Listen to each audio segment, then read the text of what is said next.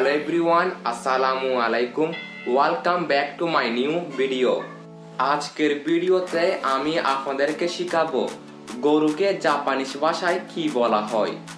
Japanese ভাষায় গরুকে বলা হয় উসি। USHI উসি। উসি অর্থ গরু।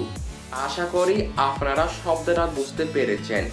জাপানিজ ভাষায় গরুকে বলা হয় উসি এবং ইংরেজিতে বলা হয় কাউ।